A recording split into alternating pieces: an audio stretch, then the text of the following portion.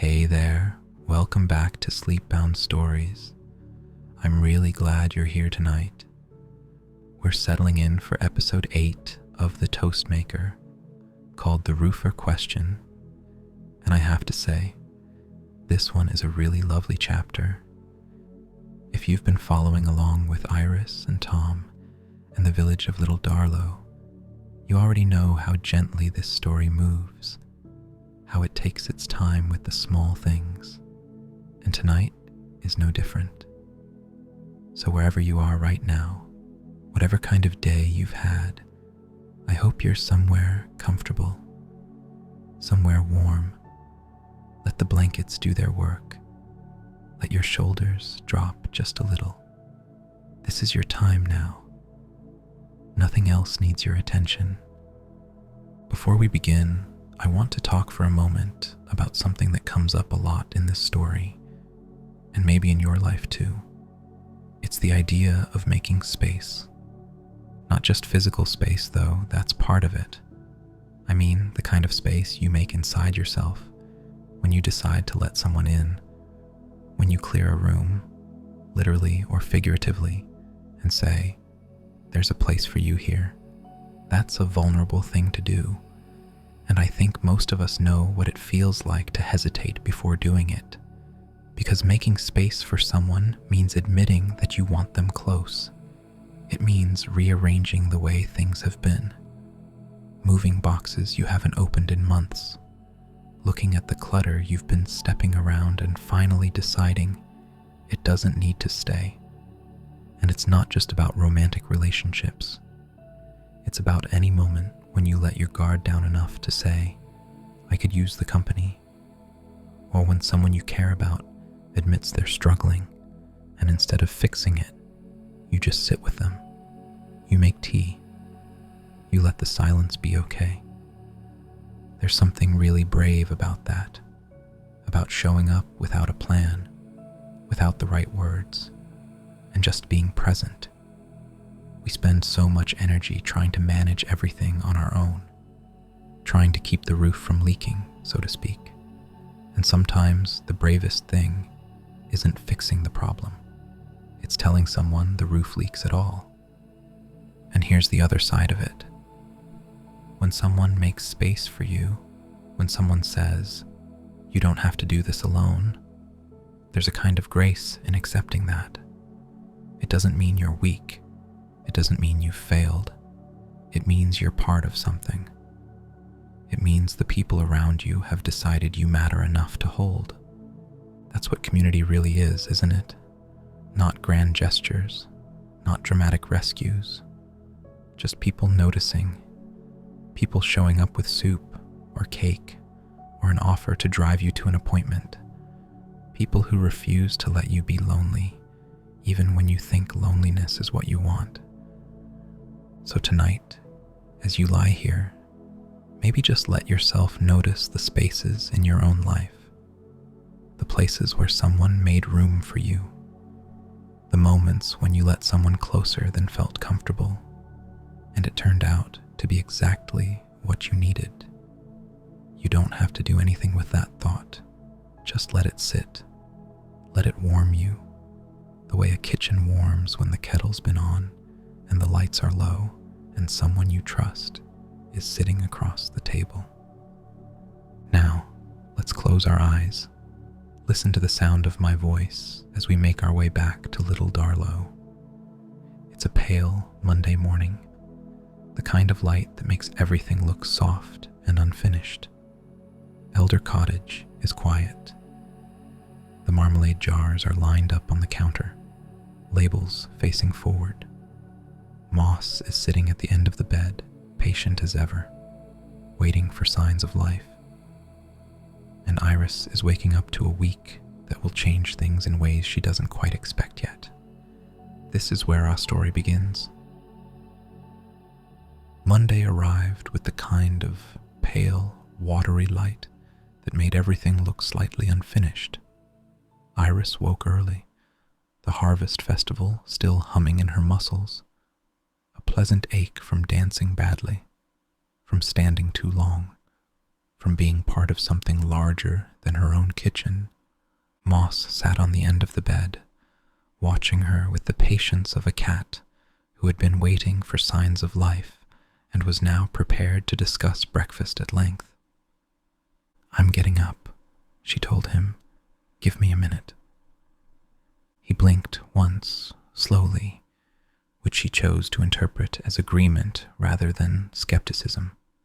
The cottage held Saturday's contentment, like a scent caught in the curtains. The marmalade jars still sat on the counter, 5 remaining, their labels facing forward with the careful handwriting she'd labored over. 1 had gone to the festival, 1 to Rose, 1 to Mr. Pritchard.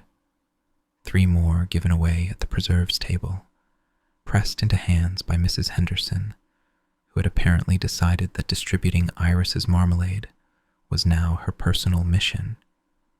Mary's recipe, Mrs. Henderson had announced to anyone within earshot. Mr. Pritchard taught her himself. Can you imagine? Iris had wanted to disappear into the floorboards. Instead, she'd smiled and accepted compliments and watched her marmalade scatter across the village like small golden seeds. Now, making tea in the quiet Monday kitchen, she thought about seeds, about the allotment plot that Tom had promised to help her claim, about things planted and things that might, with time and attention, actually grow. Her phone buzzed. Tom called the roofer. She stared at the message, read it twice, typed back, "You actually called?" Said I would. Monday. It's Monday. I'm impressed. Don't be. He can't come until Thursday. Something about a church in Greater Darlow that's been waiting longer. But he's coming. That's still progress. Progress is his word for, you've left this too long, and now it's going to cost twice what it should. Very cheerful man. Iris smiled at her phone, aware that she was smiling at her phone like someone in a romantic comedy, equally aware that she didn't particularly care. The kettle clicked off. She made her tea, carried it to the table, sat looking out at the garden. The fence stood straight in the morning light. The pansies had survived another week. Small things, ordinary things, but they added up. Another message. Mum wants to know if you're free for tea. Today, if you're not busy. She's been asking since the festival. Iris's stomach did something complicated. Meeting Tom's mother, officially, in her house, drinking her tea, being assessed by someone who had raised him and watched him grow and knew all the things about him that Iris was still learning. What time? She typed before she could talk herself out of it. 3. I'll be there too. Moral support. You need moral support for tea with your own mother? You've never had tea with my mother. 3 o'clock. Wear something nice. She notices shoes. She looked down at her feet, currently bare and cold against the kitchen tiles. Shoes. Right, this was happening. The morning passed in the particular way mornings did when you were waiting for something that felt bigger than it probably was. Iris cleaned things that didn't need cleaning, changed her outfit twice, attempted to read a book and failed entirely. At 11 she gave up and walked to the post office, partly for stamps she didn't need, mostly for human contact that wasn't her own anxious reflection. Lorna was behind the counter, sorting parcels with the efficient movements of someone who'd been sorting parcels for decades.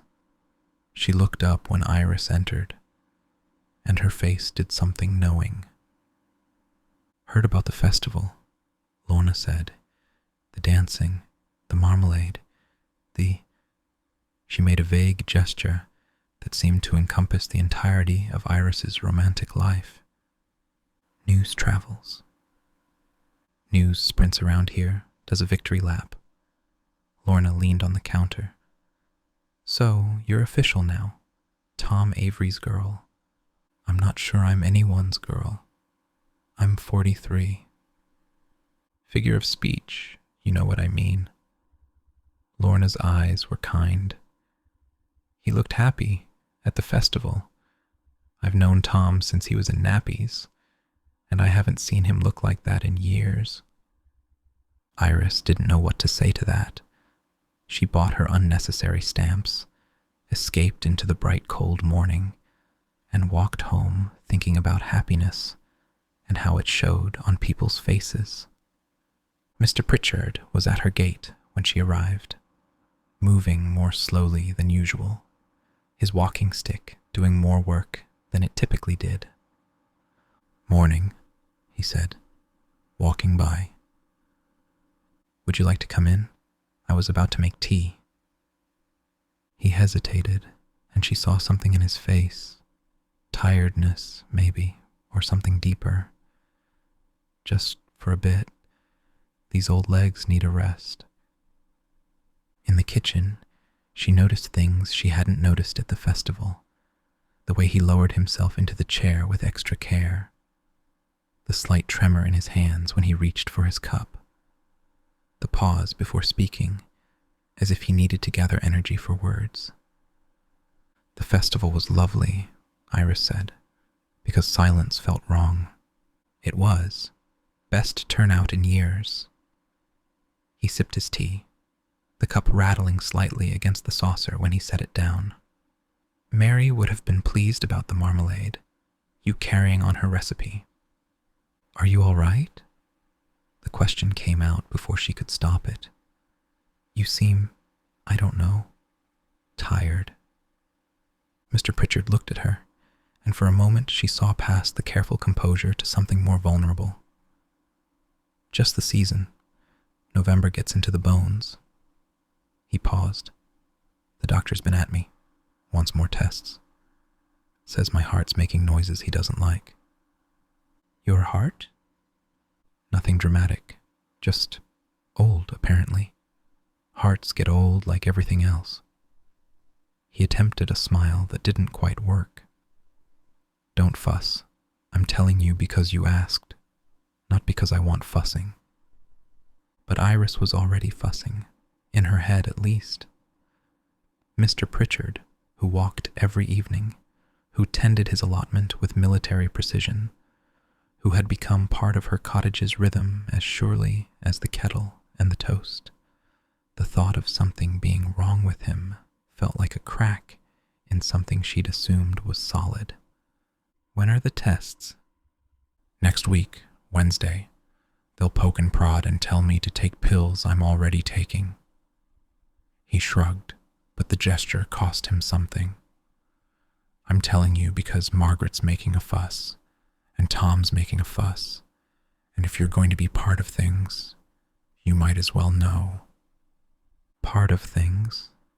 There it was again, the village's way of claiming you, whether you'd asked to be claimed or not. "Is there anything I can do?" "You're doing it." He gestured at the tea, at the kitchen, at the warmth of the room around them. "You're here. That's enough."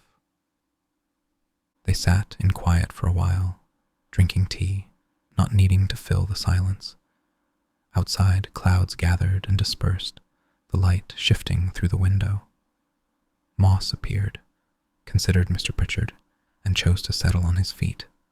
A rare honor. "He's decided you're acceptable," Iris said. High praise from a cat. Mr. Pritchard's hand found Moss's head, scratched gently behind the ears. "Mary always wanted a cat. We never got one. Don't know why, really. Just never happened." "There's still time." "Maybe." He didn't sound convinced. "Anyway, I should go. Things to do. People to reassure that I'm not actively dying." He stood, slowly, carefully. "Thank you, for the tea, for asking." At the door, he paused. You're meeting Margaret today, Tom's mother. How did you? Village. She's nervous too, if that helps. Wants to make a good impression. He smiled, properly this time. Be yourself. That's all anyone wants, really. Someone who shows up and is themselves. After he left, Iris stood in the kitchen, feeling the weight of everything he'd said. The heart making noises, the tests, the particular loneliness of being old and worried and not wanting people to fuss. She made more tea, even though she didn't really want it. The ritual was the point. Kettle, leaves, the waiting while things steeped, the small actions that added up to something like calm. At 2:30, she changed into the outfit she'd finally decided on. Something nice. Comfortable shoes, because apparently shoes mattered. She looked at herself in the mirror and saw someone who was trying, which would have to be enough. Tom arrived at 2:45, which was early but felt right. Ready? He asked. Absolutely not. Good. Let's go. Margaret's house was 10 minutes' walk away, on a street Iris had passed 100 times without paying attention.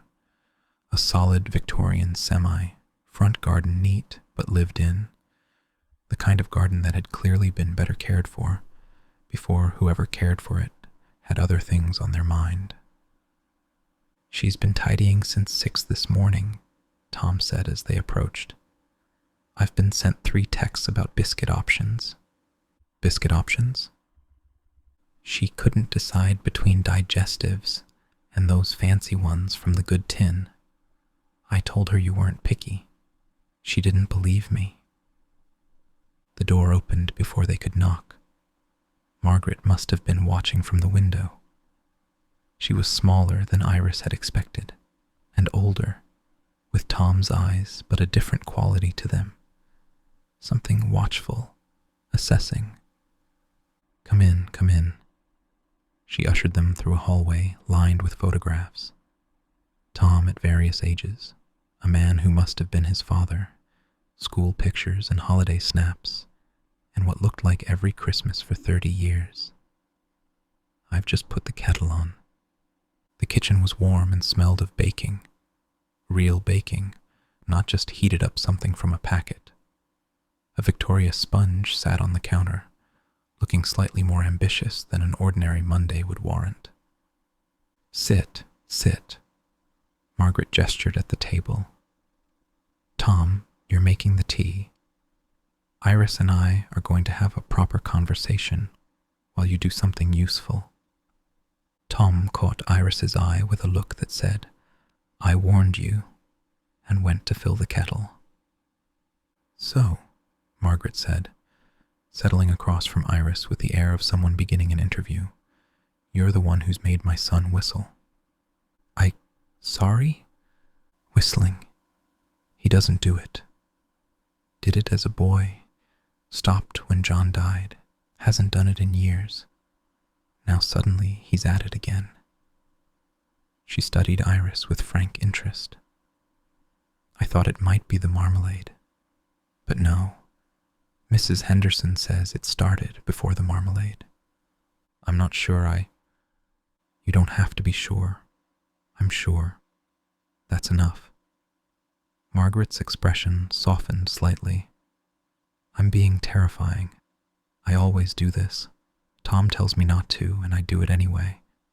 She does, Tom confirmed from the kettle. Every time. Quiet, you. I'm having a moment with Iris. Margaret leaned forward slightly. I'm going to ask you something, and I'd like an honest answer. What do you actually see in him? Mum. It's a fair question. He lives in a house that leaks. He can't manage invoices, and he spends half his time talking to plants. What's the appeal? Iris looked at Tom, who had gone slightly red and was focusing very hard on the teapot, then back at Margaret, who was watching her with those sharp, assessing eyes. He's kind, Iris said. Not performatively kind, actually kind. The sort that shows up with a camping stove when the power goes out. The sort that teaches you how to dig soil and doesn't make you feel stupid for not knowing. Margaret's eyebrows rose slightly. Go on. He talks to plants because he cares about them. He can't manage invoices because he'd rather have friends than clients. She stopped, aware that she was saying more than she'd meant to. He makes me feel like I'm allowed to be where I am. Does that make sense? Margaret said nothing for a long moment. Then she smiled. A real smile, warm and unexpected. That makes perfect sense. Tom appeared with the tea, looking relieved that the interrogation appeared to be over. Cake? He asked, already cutting slices like his life depended on it. The conversation softened after that. Margaret talked about the village, about changes she'd seen over decades, about raising Tom alone after John died. She told stories that made Tom groan and hide his face. The time he'd tried to grow sunflowers, and they'd taken over the entire garden. The summer he'd decided to build a treehouse, and nearly put it through the roof instead. He was always trying to fix things, Margaret said. Even as a boy, couldn't see something broken without wanting to mend it. Some things can't be mended, Tom said quietly. No. Margaret's hand found his briefly. But you try anyway. That's what matters. The cake was excellent. The tea was strong. By the end of the hour, Iris felt like she'd passed some kind of test she hadn't known she was taking. At the door, Margaret pressed a paper bag into her hands. Leftover cake. Too much for just me. Thank you. For the tea. For everything. Thank you for making my son whistle. Margaret's eyes were bright. Come back. Often. I mean it. Walking home, Tom held her hand despite the daylight, despite the village watching. She liked you, he said. Did she? She gave you cake. Mum never gives away cake unless she approves. Iris thought about approval, about sharp eyes softening, about being allowed to be where you were. I like her too, she said. She's terrifying, but I like her. That's the general consensus. Tom squeezed her hand. She's been alone too long since Dad. I worry about her sometimes. Not that she'd ever admit to needing worrying about. Maybe she needs a cat. Tom laughed. Proper laughed, the sound bright in the November afternoon. Maybe she does. I'll suggest it. She'll probably throw something at me. At Elder Cottage, they stood at the gate, neither quite ready to separate. The roofer's coming Thursday, Tom said. I should probably be there. Make sure he doesn't declare the whole house uninhabitable. Is that a possibility? With my roof, anything's a possibility. He looked up at the sky, which had clouded over again. It's supposed to rain tomorrow, Wednesday, probably Thursday too. More buckets? Many more buckets. He kissed her goodbye, quick but certain. I'll let you know how it goes. The roof assessment, the likely bankruptcy. I'll bring marmalade. Always practical. He was still smiling as he walked away, and she was still watching, and neither of them seemed to mind. Tuesday brought the promised rain, steady, determined rain that settled in like it intended to stay. Iris spent the morning at the cottage, making soup from vegetables that needed using, thinking about Mr. Pritchard and his heart making noises. She texted him, "How are you feeling?" The response took nearly an hour. "Fine. Stop fussing." But she couldn't stop fussing.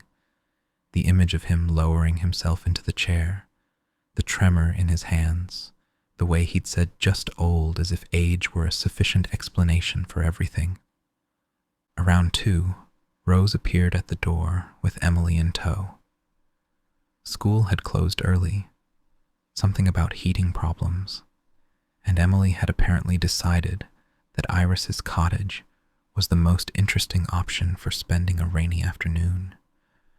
"I told her we shouldn't just turn up," Rose said, looking apologetic, "but she wanted to see the cat. Moss is in his spot by the radiator. He might tolerate company." Emily was already inside, making a beeline for the kitchen with the single-minded focus of a 7-year-old on a mission. Moss observed her approach from his radiator perch, tail twitching with deep suspicion. "He doesn't let everyone pet him," Iris warned. "I know how to do it." Emily sat on the floor approximately 2 feet from Moss, made herself small, and waited. Patient, deliberate, like she'd studied cat behavior in preparation for this moment. Moss observed this performance for a long minute. Then, with the air of a king granting an audience, he stepped down from his perch and approached Emily's outstretched hand. "He's purring," Emily announced, delighted. "He's actually purring." That's impressive," Iris said, genuinely surprised.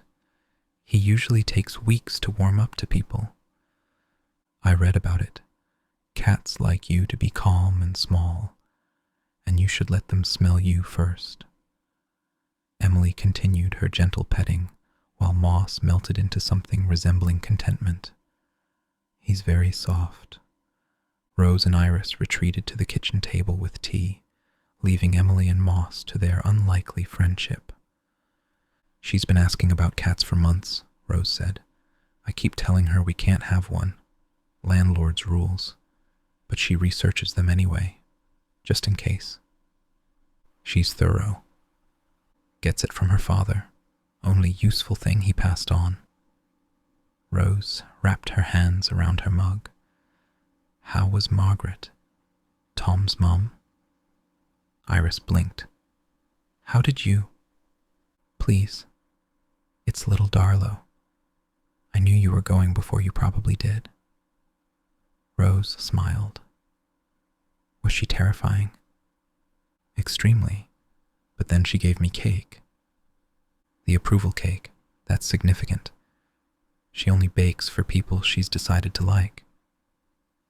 They talked about Margaret, about the festival, about Mr. Pritchard's health. Rose had heard about the tests through the village network and was quietly worried.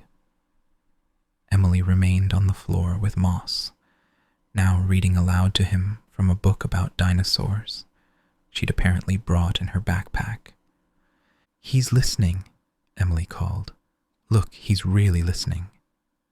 Moss was, in fact, positioned with his ears oriented toward Emily, which might have been listening or might have been coincidence. Either way, Emily was convinced. "She reads to everything," Rose explained. "Stuffed animals, plants, her breakfast cereal." "Does the cereal enjoy it?" "She claims the Shreddies are very responsive." The afternoon slid past in the gentle way of afternoons spent with easy company. Emily eventually tired of reading and began asking Iris questions about the cottage. Why was there a milk churn by the door? Umbrellas. Why were there fairy lights on the fence? Because they look nice. Did she have any dinosaur books? She did not, but offered to look for some.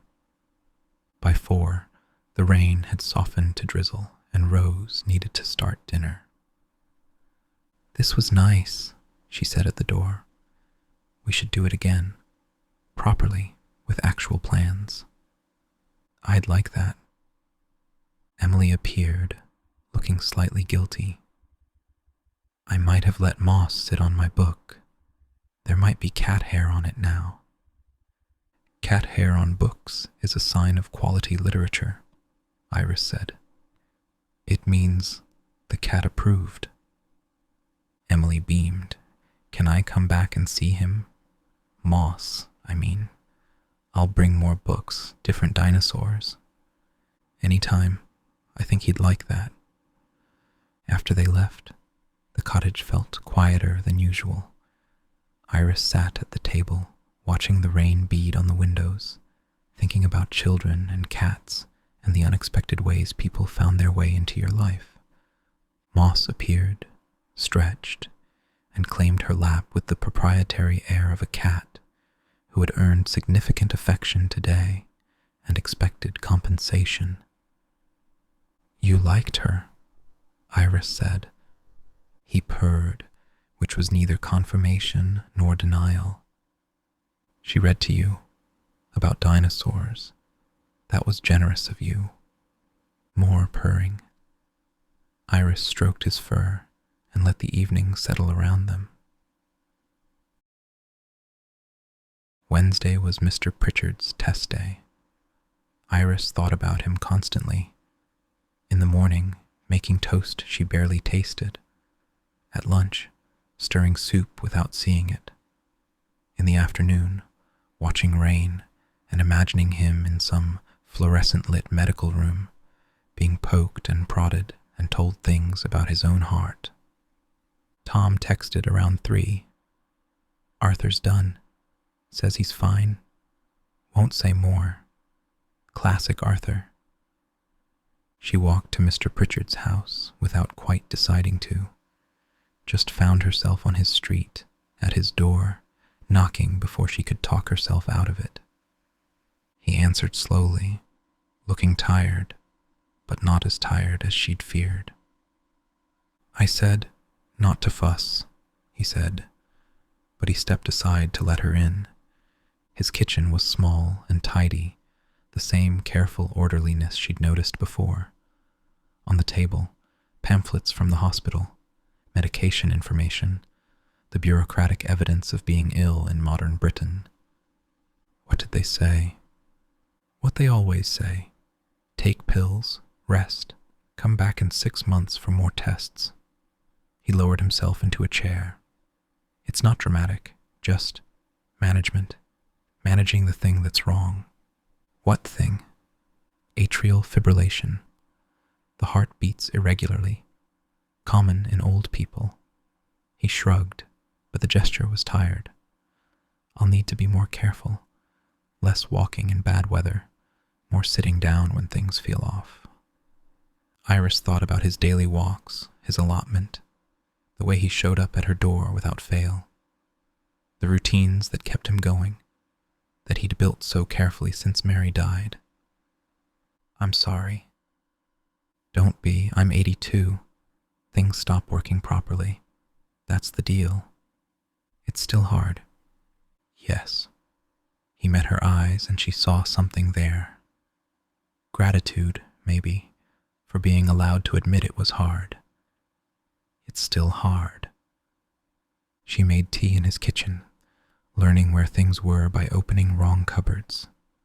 He watched without correcting her, which felt like its own kind of trust. Tom's roofer comes tomorrow, she said, bringing cups to the table. About time. That roof's been a disgrace for years. He called someone. That's progress. Progress would be fixing it himself. But he's not John, however much he wants to be. Mr. Pritchard sipped his tea. John would have had it sorted in a weekend. Tom's not built the same way. Good with growing things. Hopeless with maintenance. That's not fair. It's accurate, but there was no unkindness in it. Tom's gifts are different, that's all. John built things. Tom helps them grow. They sat quietly, drinking tea, while the rain continued its patient work on the windows. Iris looked at the pamphlets on the table. The the evidence of mortality made mundane. "Will you tell me?" she asked. "If things change, if you need help." "I'll tell you." He almost smiled. "You and the rest of the village, no secrets around here. Margaret's already offered to drive me to appointments. Lorna's organized a rota for shopping if I need it. Mrs. Henderson..." He paused. "Mrs. Henderson has strong opinions about nutrition that I'm trying to ignore." "That sounds like Mrs. Henderson." "She means well, they all do." He set down his cup with the careful precision of someone who knew his hands weren't quite steady. "That's the thing about places like this. You can't be ill alone. People won't let you." Iris thought about her first weeks in the cottage, the deliberate isolation, the toast eaten in solitude, the careful distance she'd tried to maintain, how the village had worn that down, one cup of tea at a time. "I'll let you rest," she said, standing. "You don't have to go." "You're tired. I can see it." She touched his shoulder briefly. "I'll come back. Tomorrow, maybe. Or the next day. Bring marmalade." "I've already given you marmalade." "More marmalade. I've decided I like it." Walking home through the rain, Iris felt the weight of everything she'd learned.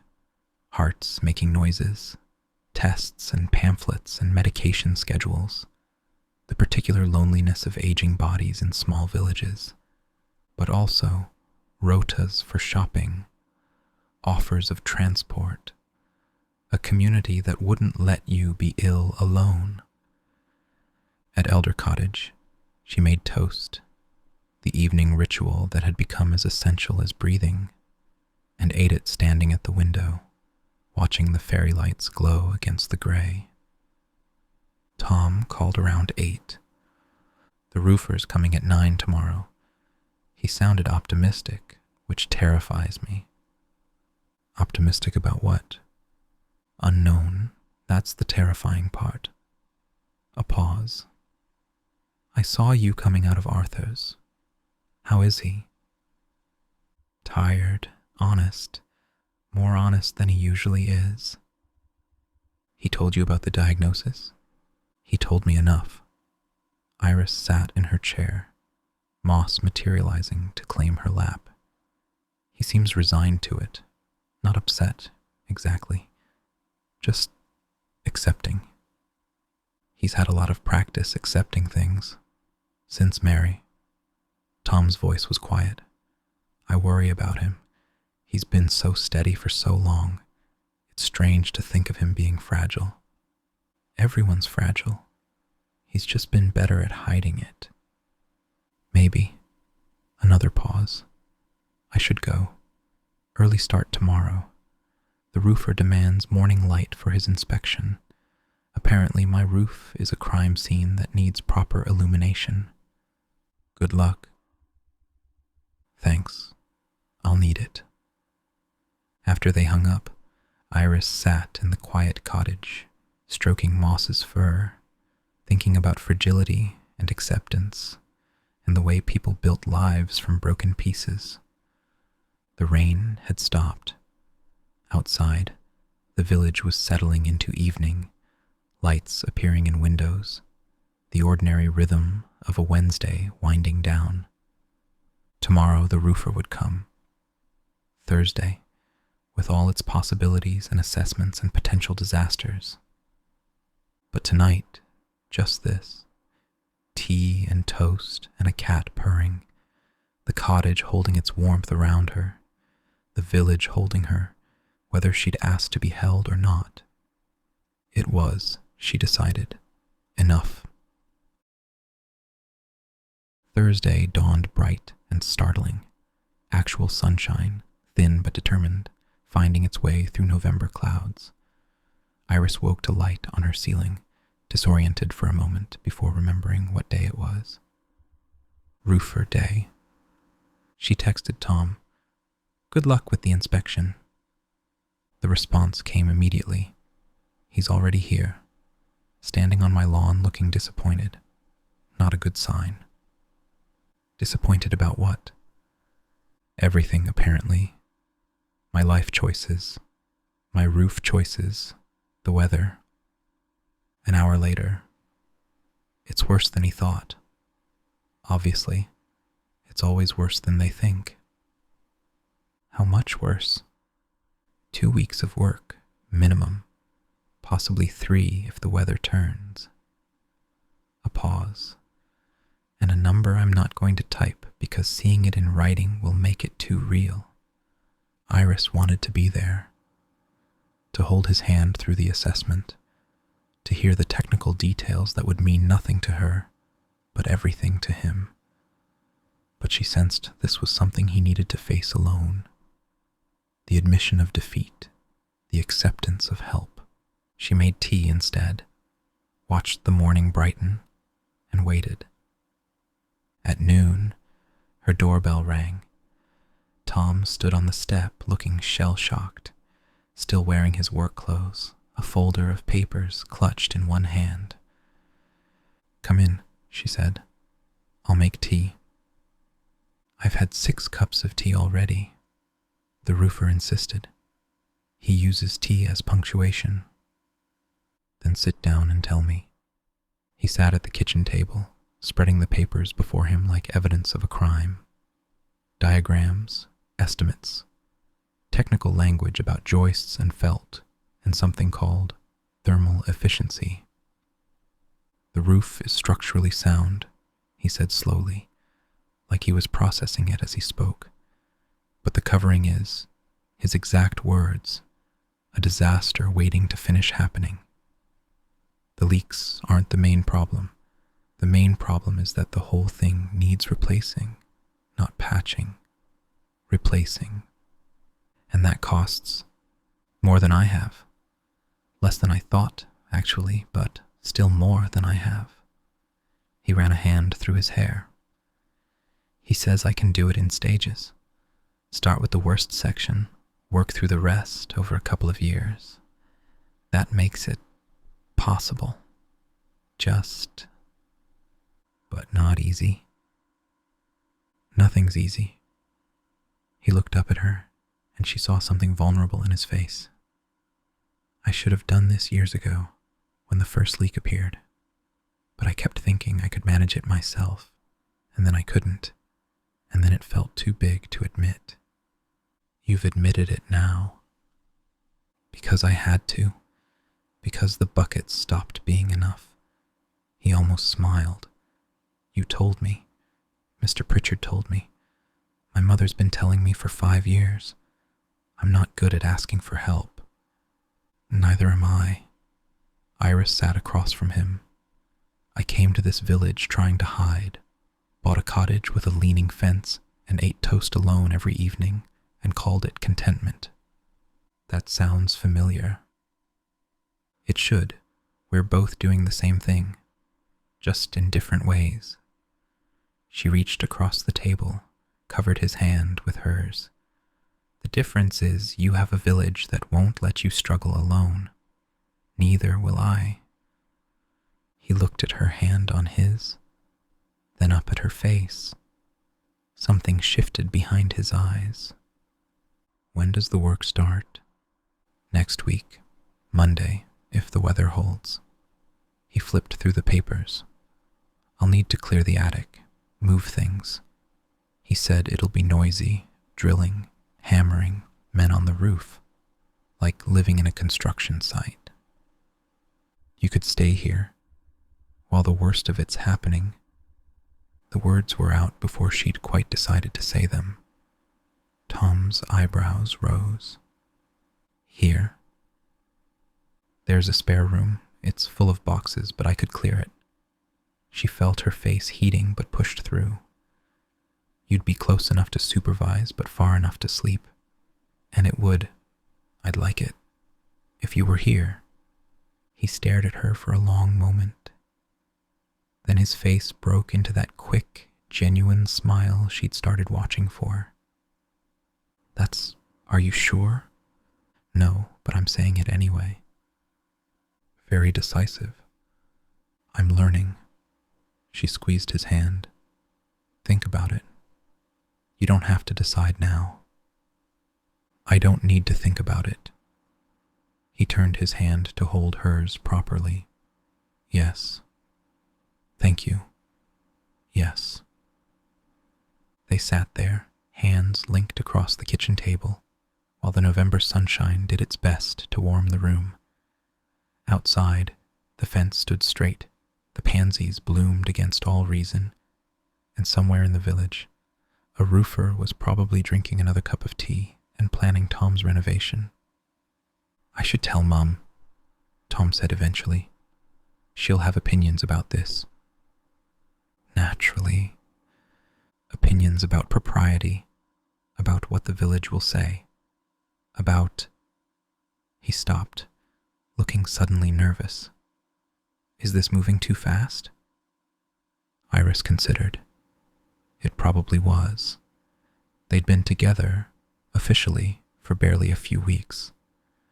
Normal people didn't offer spare rooms after a few weeks. But normal people didn't find recipe tins in kitchen drawers, didn't learn marmalade from grieving widowers, didn't dance badly at harvest festivals, and feel, for the first time in years, like they belonged somewhere. Probably, she said. But I think we might not be normal people. Definitely not. He lifted her hand, kissed her knuckles lightly. Mum's going to be insufferable about this, you know that. I'll make her tea. The approval tea. That might help. He stood, gathering his papers. I should go. Start clearing the attic. Let the roofer know the plan. He paused at the door. Monday. I'll be here Monday. I'll clear the spare room. Don't go to any trouble. Tom. She smiled. I'm going to quite a lot of trouble. Accept it gracefully. After he left, Iris stood in the cottage feeling something she couldn't quite name. Anticipation, maybe, or possibility, the particular flutter of having made a decision that changed things. Monday, 4 days away. 4 days to clear boxes, change sheets, make space for another person in her careful routines. She started with the spare room, sorting through boxes she should have sorted months ago, books she'd read and wouldn't read again, kitchen things she'd never used, the accumulated evidence of a life that had been put on hold and was now, slowly, starting to move again. By evening, the room was clear enough to see the floor. The bed, an old thing that had come with the cottage, was made with fresh sheets. A lamp sat on the bedside table, simple, sparse, but ready. She made toast for dinner, standing at the window as she always did, watching the fairy lights come on with the timer. But tonight felt different. Tonight felt like the beginning of something, rather than the continuation. Her phone buzzed. Mr. Pritchard. Heard about the roof, about you offering a room. Good. She didn't ask how he'd heard. There was no point, in Little Darlow, asking how anyone heard anything. How are you feeling? She typed back. Old, tired, grateful the village has something else to gossip about. She smiled at her phone and ate her toast and let the evening settle around her. Outside, the village was doing its Thursday night thing. Lights in windows, dogs walked, televisions flickering through thin curtains. She was part of it now. Really, truly part of it. Not just living in the cottage, but woven into the fabric of the place. Moss appeared, demanded his evening attention, settled into her lap with the weight of a cat who had decided, finally, that this was home. Monday, she told him, we're having a guest. He blinked slowly, unimpressed by the concept of guests but willing to reserve judgment. You'll have to be nice. Another blink. No promises. Fair enough. She scratched behind his ears.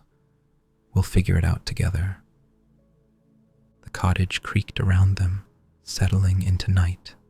The fence stood guard in the darkness. The fairy lights twinkled their patient welcome. Monday was coming, but tonight was tonight, quiet, complete, exactly enough. Iris closed her eyes, let herself be held, and thought about spare rooms and leaking roofs, and the unexpected ways people could grow together.